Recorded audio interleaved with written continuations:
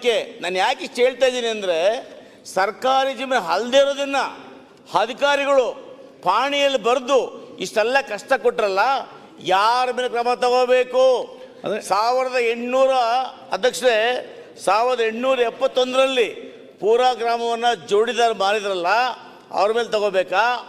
ಅದಾದ ನಂತರ 1959ರಲ್ಲಿ ಇದು ಸರ್ಕಾರಕ್ಕೆ ವೆಸ್ಟೆಡ್ ಆಯಿತು.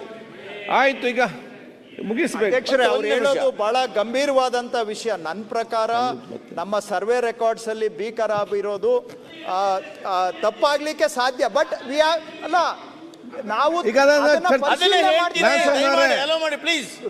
ರೂಲ್ ಔಟ್ ಮಾಡ್ತಾ ಇಲ್ಲ, ಪರಿಶೀಲನೆ ಮಾಡ್ತೇವೆ.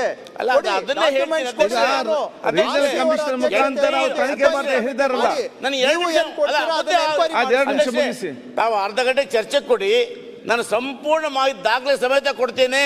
ಓಕೆ. ಯಾಕಂದ್ರೆ ಇಲ್ಲಿ ಈ ರಾಜ್ಯದ ಪ್ರಧಾನ ಕಾರ್ಯದರ್ಶಿಗಳು ಮೇಲೆ ಪರ್ಸನಲ್ ಅಟ್ಯಾಕ್ ಮಾಡಿಕೊಳ್ಳೋದಕ್ಕೆ ಇಷ್ಟ ತೊಂದರೆ ಕೊಡ್ತಾ ಇದ್ದಾರೆ ಅಧ್ಯಕ್ಷರೇ. ಓಕೆ. ಇದೇನು ತೊಂದರೆ ಕೊಡ್ತಾ ಇಲ್ಲ, ಕಣ್ಣಲ್ಲಿ ರಕ್ತ ಬರಿಸ್ತಾ ಇದ್ದಾರೆ. ಈಗ ಶಾಸಕರು ಈಗ ರೀಜನಲ್ ಕಮಿಷನ್ ನಿಮ್ಮ ರೀಜನಲ್ ಕಮಿಷನ್ ಮುಖಾಂತರ ತನಿಖೆ ಮಾಡ್ತಂತ ಹೇಳಿದ್ದಾರೆ.